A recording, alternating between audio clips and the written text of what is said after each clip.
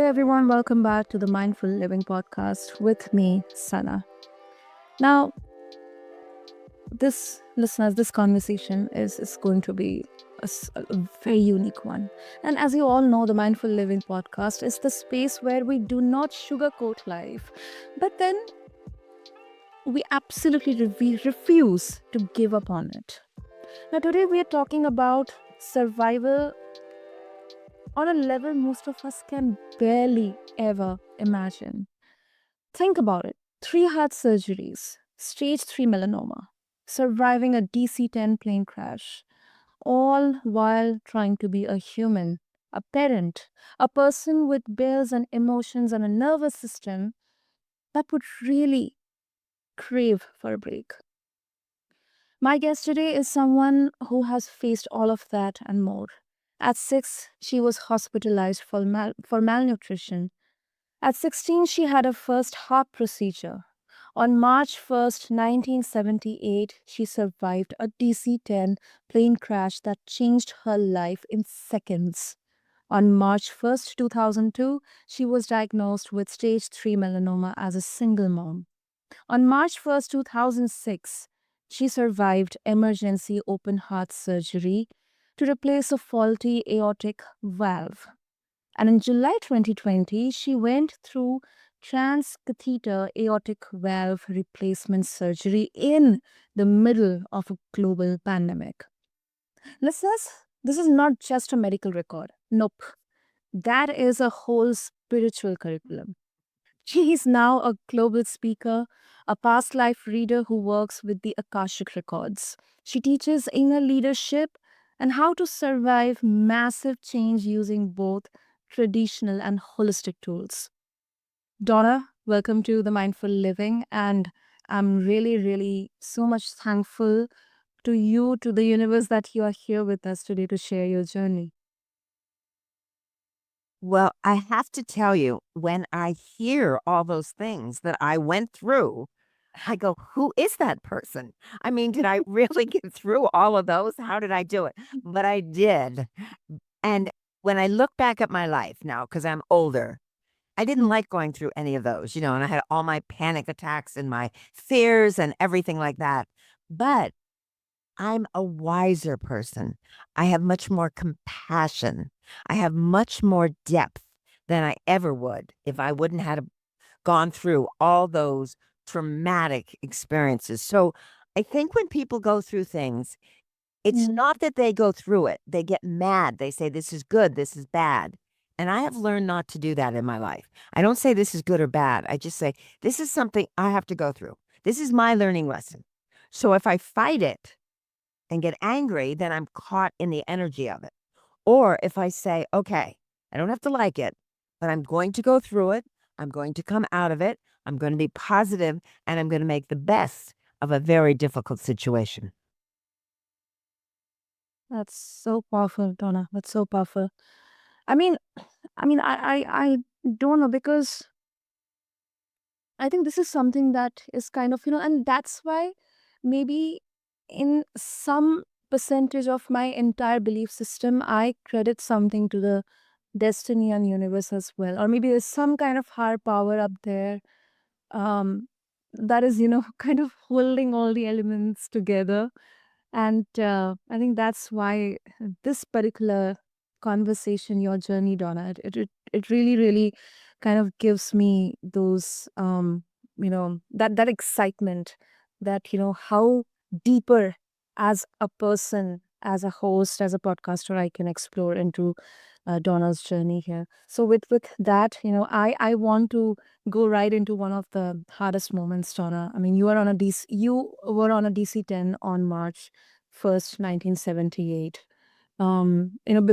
Before we began recording the podcast, we were talking about, I don't know whether it's a coincidence or not, but this year India had a very bad plane crash, where so almost all the passengers, they lost their lives, but there was just one survivor out there. And that is strange. That is strange. And in some ways or the other, that's a miracle.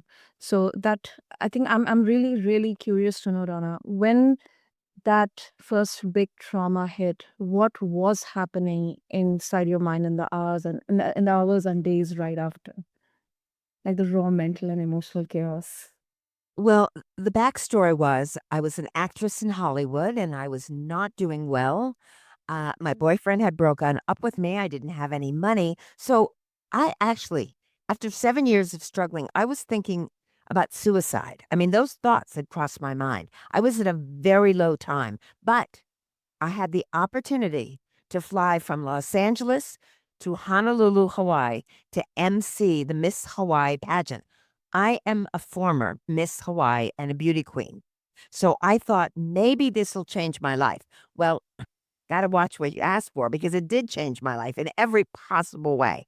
But, I was very nervous getting on that plane. I couldn't get on. Something was off. I demanded my seat be changed. All those kind of little details. When I sat down, I call in that white light. As you say, there is something higher. I never get attached to a name because I'm exposed to all different religions, all different groups of people. So whatever you want to call that higher spirit or truth, I absolutely believe that. And I said, let my life change. Let it never be the same or let me die. Well, obviously the first part of that came true. My life changed. So here is the photo. Okay. You can see this Yeah. is the good side of the aircraft. This is the side that people got out of. No one got out from the other side. So when that hit and we exploded on takeoff at 167 miles per hour, I definitely thought my life was over. There was no question that I was going to die in my mind. But what happened was I had that near death white light experience where you feel this energy just come down. I mean, it's hard to describe to anyone. This energy just comes down.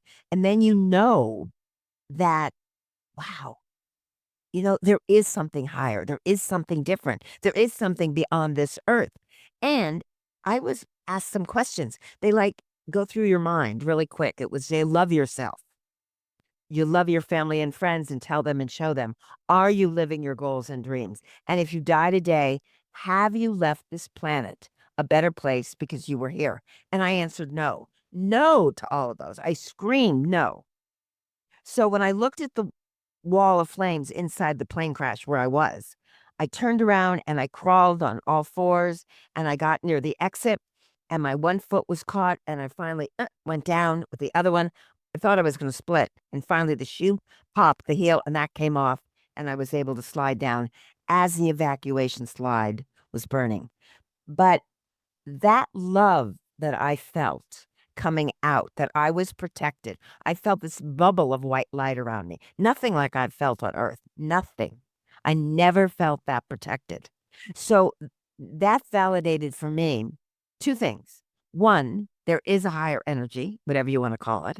And number two, I was destined to have a purpose or I wouldn't have made it. Yes, people did burn to death and die in the crash. People died in the hospital afterwards, but many did make it with lots of burns and broken arms and legs, but they did live. But when I look back, I mean, I had a sprained ankle, heat blotches, vertebrae in my back were out, but all those were correctable. I mean, it took years. And that experience haunted me. And I said, it has to stop haunting me. And I have to figure out what my purpose was. Once I figured out I was meant to help people, then the nightmares, the dreams went away. I knew why I was here. Wow. Ah, wow. Hmm. There's something called as this survivor guilt, Donna. So did you have that? Because a lot of people listening, I mean, they may not have, I mean, God forbid, they do not get into that situation, but then they have survived something or the other. Maybe um, a toxic relationship, a toxic workplace, a car accident, betrayal, medical scare. And, that thought that I should have done more, that is brutal. So did you have those kind of feelings as well? Well, I had them, but not in the way you say. Not Okay. that I survived. But wow, I am worthy now. I always thought I was not worthy. I thought I didn't deserve anything like this. So I carried that kind of guilt with me. Okay. And was like, now that I've survived, I'm thinking, how do I step forward? How do I help people? So that it was like they called on me. I mean, I am just an average person. So it validated for me that everybody on this planet has a purpose. Everyone has a purpose. And it could be a small little purpose. They could be helping their grandchild. They could be helping a volunteer at the library. Somebody driving a taxi or Uber has a purpose to get one person to another. But we get so bogged down, we forget that our soul is higher and they're here for a purpose. So, yes, I had an unworthiness, not that I lived, but that I've got to get on my clear up my life and get on my purpose. So that kind of was mine. But I understand, no, if you are still on this planet, you're here for a purpose. And when it's our time up, then it's time for you to leave. But so I don't fear either one of those now after what I've gone through. Hey, listeners, if the mindful living brings you real value, please follow the podcast and share it with one person who'd benefit only if it genuinely helps you. Your support helps us bring more healing journeys to the mic and create bigger impact episode after episode. Now, let's get back to our conversation with Donna. It's amazing to know. It's amazing. I think this is not any kind of, woo woo or that spiritual stuff. Yes, yes, there is a part of a spirituality here, but then I think it's also a very grounded mental habit, because your nervous system, and I'm talking to you, listeners, that your nervous system does not it heal through magic. It heals through exactly what Donna just described. One maybe pattern at a time, one event, or one nudge or one sentence at a time. So I think, Donna, first of all, thank you so much, because one thing that sometimes it's really hard for as a human to go back into those horrifying moments, but I think you have completely flipped the script here, because what I realize is that, you know, somewhere down the line, it helped you realize that, this is a gift, and I Mhm. have to make sure that I utilize this to the best of my own purpose and for others as well. And I think it's a legacy of its own.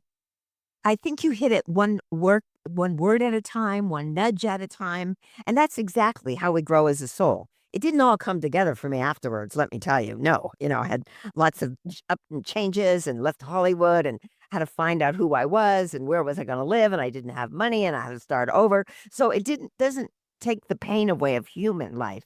It Mhm. just gives you like a guiding light to say there is something more than just drudgery every day. There is a higher purpose. You have to find and tap into it. You have to know that in some way you have done something positive with your life, not grandiose, but something positive. Now, I was subpoenaed by the National Transportation Board of Inquiry, and I had to testify at the hearing representing all the passengers, and there was 1,000 people, around there. There's probably 300, in my room, but there was reporters and all this was going live and everything. So I was petrified when I got that subpoena. I didn't know what to do. I went to our girlfriend's house and I go, I can't do this. I can't do this. And she said, you have to. If not you, then who? And I say that to your listeners. And they see something that needs to be done. If not you, then who? And that girlfriend arranged that I could go to the burn ward. And I saw the same passengers that I recognized on the plane in the burn ward with 10, 20, 30% of their bodies burned. They're like on an egg carton, with IVs and they're pumped out. I mean, I'd never been to a burn ward. I smelt human flesh. And I had to grip the table because I was fallen.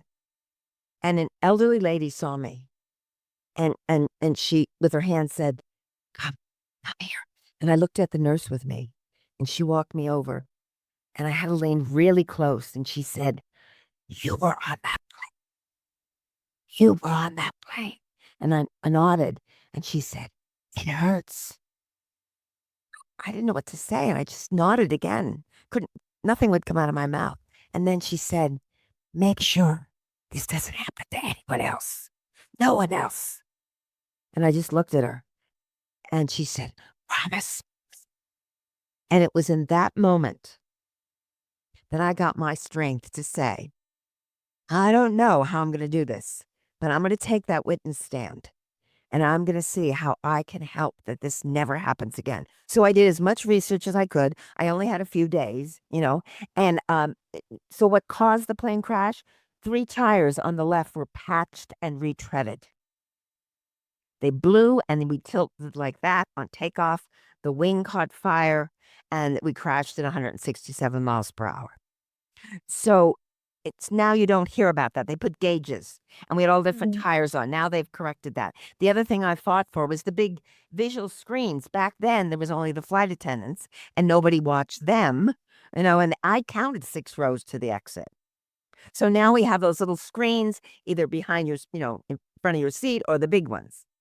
So that's the thing. And the other thing was the crew got out alive because they had a rope. See, all our evacuation slides burned.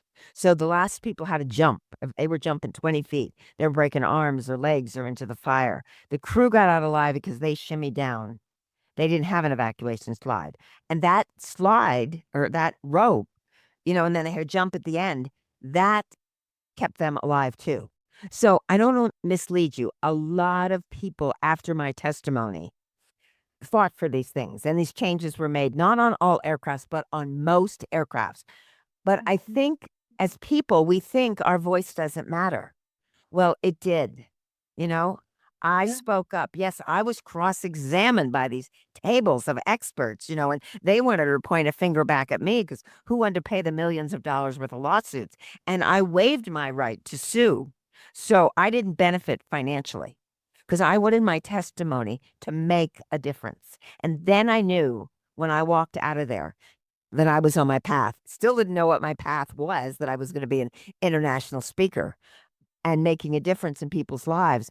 But that moment of staying in my own truth, those people staring at me, cameras on, and I said, I have to tell the truth. I just have to tell the truth from my point of view. What I saw, what I felt, what happened, and what we need for improvement. So when I look at life now, instead of whining and being the victim, which I think many people are, unfortunately, I look at solutions. I'm always solution oriented. So I think if we focus on solutions, our lives will be a lot happier. Exactly. Exactly. No doubt. No doubt, Diane. No doubt. Now next chapter. I mean, let's fast forward to March 1st, 2002. I mean, you get a diagnosis of stage 3 melanoma. You are a single mother. There's money, logistics, fear, uh, kid. I mean, a child looking at you. Did you feel angry at life or at God or maybe at yourself, or did you go straight into just going for solution? Because um when there are multiple such kind of situations where it is taking a toll on your emotional or physical or your spiritual health, like questioning the existence of you. Right, I think we first tend to question God or maybe ourselves, or kind of, why am I here? If everything is happening to me in a bad way, right, why am I right. here? Yeah. Well, it happens because we have lessons to learn. And I am very sure of that everything happens for a lesson. Now, when that hit me, I panicked. I spun out. I couldn't sleep. I walked all night. I could hardly breathe. I mean, I was definitely having a panic attack. When they say cancer and they say stage 3 and they say get to a surgeon and get this all arranged, I couldn't function. I couldn't talk. Luckily, I had a girlfriend from England and she was in the United States at that time and she's very positive. And I called her and she said, I'll be there in 24 hours. So she arrived in like say 22 hours and I was still having a panic attack. And she said, "You must stop this right now." And I looked at her and I said, "I have 2 more hours. Let me have a panic attack. Then I'll start to slow down." I mean, I was just so filled with fear. I wasn't blaming anyone. I Mm. was just fearful that I was going to die and no one was going to raise my daughter that I had adopted. So there was no place for her to go. So once I got past that, those first 24 hours of walking, crying, just not being able to manage it, then I started to say, I have to have a plan. So my doctor where I live gave me the doctor and a surgeon in San Francisco. So I started calling 4 times a day, 5 times a day. Faxed over my medical records, so I got on my plan. I started saying perfect health, perfect surgery, perfect recovery, and let me tell you, it wasn't easy. I put a butcher board piece of paper up in my dining room, and every time I had a panic attack, which was probably every hour on the hour, I would write a little positive quote there, like, "I'm healthy. I'm positive." I mean, I know how to manage my fear, and I think that's where people go down the dark hole. They start blaming, and I couldn't blame. Who am I gonna blame? I have the cancer in my left thigh, so I have to find a solution. So I did traditional medicine and holistic medicine and meditation and acupuncture and, all the things that go with that. Threw out all the processed food in my house, stayed focused on healing it. But let me tell you, I still shook. I still was afraid at times when I walked into my doctor in San Francisco. I had already lost 12 pounds. So I could tell you how nervous I was. But they got a plan. They put me with a psychologist because they didn't know if I was going to make it, you know? And I said to them, I am a survivor. I'll never forget the psychologist. And he said, we have to see, if you are viable for the surgery. I said, I am a survivor. So when you go to dinner in 3 weeks from now with your wife, I am still going to be alive and I'll be able to be with my daughter. So just know that. I think the doctors just looked at me and went, wow. I mean, that was part of me convincing myself too, you know? So when bad things happen, yes, we have to let it all out, cry, whatever we have to do. Then we have to start saying, there is something to learn here. There is a plan. Now, I didn't know if I would live or die, but I was going to do everything in my power to put the cards, as they say, in my favor. The doctors would do what they would, the surgeons, but let me be the one also to be part of the solution. And that's what our soul calls for. Do we just want to blame someone else? Or do we want to be part of our soul, our body, our mind, our emotions? That's the path I chose then. And that's such an important question that we should ask ourselves. And I think this is really really important for, especially for people, for listeners who would think that, I mean, yeah, it's great, but then I'm also tired of hearing that, I have to be strong for my kids or for my family. I mean, that it is my job to be inspiring while I'm still falling apart. Well, we do need a good support system around us. I was very lucky. I wasn't married. I adopted my daughter, had lots of girlfriends, lots of family. And I sent an email out and I said, no one can be sorry for me, but this is what you can do. You can think every day about me and you say perfect health, perfect surgery, perfect recovery. And that's what I want from everyone because we have to create that energy. But you're right, it's tough sometimes. And I go, why do I have to be strong again? But I had the plane crash on a March 1st, the melanoma on a March 1st, and open heart surgery. So by the time I hit the third one, I go, what is going on in my life? Those 3 dates, I couldn't miss the message that I had a spiritual path. But my heart surgery, I have 7 generations back that had heart problems. Mother, father, grandmother, everybody died of heart disease. I chose, I chose in this life to end the heart pattern. I faced it, I beat it. My brother doesn't have it. So we've stopped it for our generations that went back over and over again. Was I afraid again? I was petrified. I cried, I screamed, I went through all that process again. But again, I had a small daughter, because this is only 4 years after the melanoma. So when I just said, whatever the lesson is, and everyone gave me more spiritual insight. Again, I don't want to go through those, but but that had happened. then I want to claim my wisdom. Okay. I don't want to blame anyone. I don't want to say I was lucky. I did my work. I meditated. I was grateful. I forgave myself. I forgave people in my life. I held on to no anger. That was a hard process. But if I wanted to heal totally, I had to do that. Absolutely. Absolutely. And I think it you know, although people say that, some would say that, there is luck, some would say there is not. I think it's always a combination of in there. It's not, I think it's not luck. It's kind of, these gifts and opportunities Mm. which are given to you. I think sometimes we're not thankful enough that, we have been given this opportunity, or maybe we are able to survive another one more day, wake up, have food on the table, have clothes to wear, have a house, have a roof over our head. Uh, and I think in that context, it absolutely makes sense that, sometimes Well, it's not. Mhm. I think you're right on. I think people forget to be grateful for what they have. Grateful. I mean, there's times I scream at the ceiling, I'm screaming to my higher up there to say, "Why is this happening?" But there's a part of me that says, "I am alive. I am healthy. I can snow ski. I can travel. I have a daughter that's, grown and I have a famous, wonderful cat that talks to me, so it's those little things. Every day, oh, the sun shines out today. If we would start off by saying 5 positive things every day, just little things like that.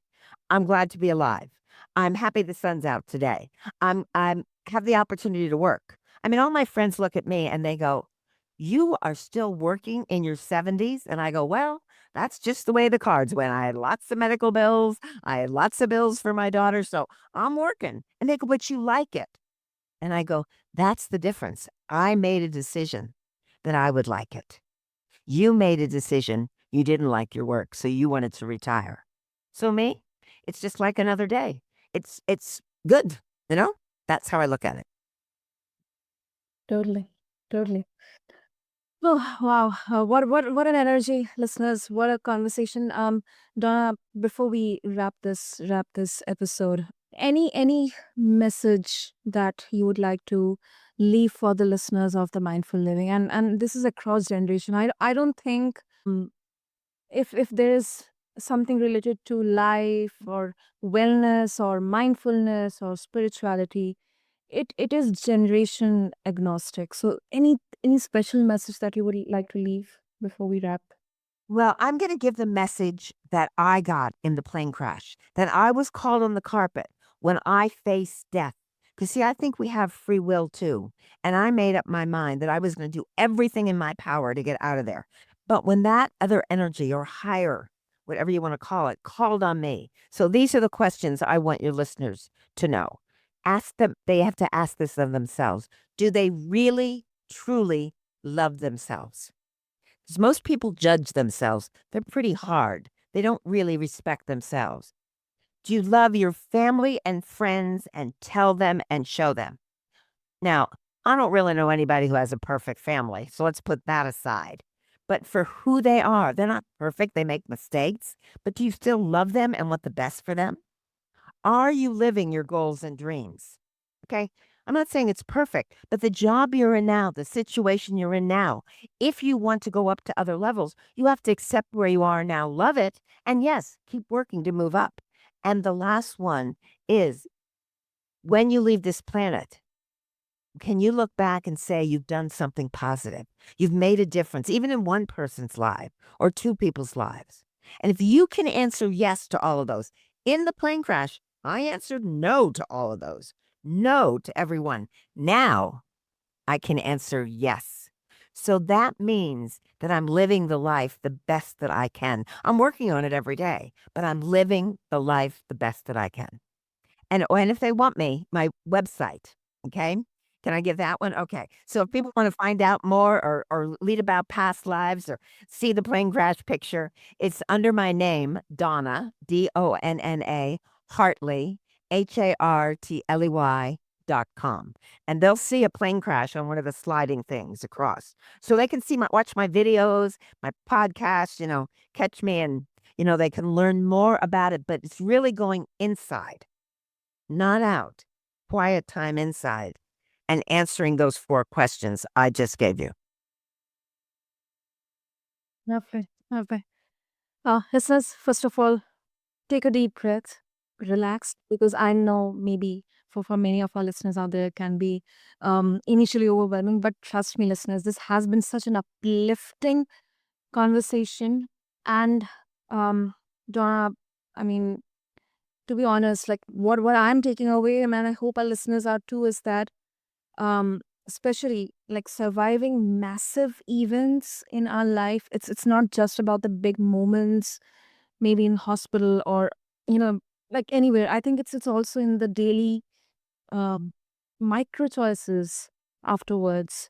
Yeah. And I think sometimes, as you mentioned, that sometimes we judge ourselves too hard, but we don't realize that you know those small wins, those choices that we are making, sometimes the sacrifices we are making.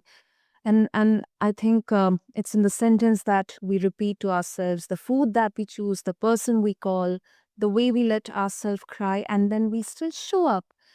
And I think that is something, it is from inside out that we are doing. So thank you so much, Donna, for um, guiding us on that path to realize that we are not broken and we're not alone. No, we're not alone. We are not alone. And, you know, I work on it every day, you know, and I have to adjust my attitude. Just make sure that you adjust your attitude. Don't get caught in the negativity, but say, stop. I imagine it's like a stopwatch. I say, stop. And then I go, okay, I was being negative. Okay, how do I change this? So I do a conscious effort to say, I am choosing to be of the light. I am choosing to be of the wisdom instead of the negative. So that's what keeps me going. But unlike anybody else, I get upset, but then I pop back by the next day. Exactly, exactly. So, to all the listeners out there, first of all, thank you so much for showing up and listening to this episode of the Mindful Living. And for someone who is listening to us right now and maybe in the middle of something hard right now, you do not need to turn it into a TED talk. You do not need to make it inspirational for anyone, but you can, just like Donna, take one step toward reclaiming your life from the story of your trauma. So, once again, thank you so much, Donna. I mean, I don't have words, but still, I'm really thankful that you're here to be this light of beacon, as beacon of light and hope and love for all of us. Thank you. From my heart to your heart, I wish you the best. Thank you. And thank you to all the listeners once again. And to reach out to connect with Donna, just refer to the show notes along with this episode. And if you found value from this conversation, from this content, do show your love by subscribing to us, leaving a review, or maybe something that really, really connected with you.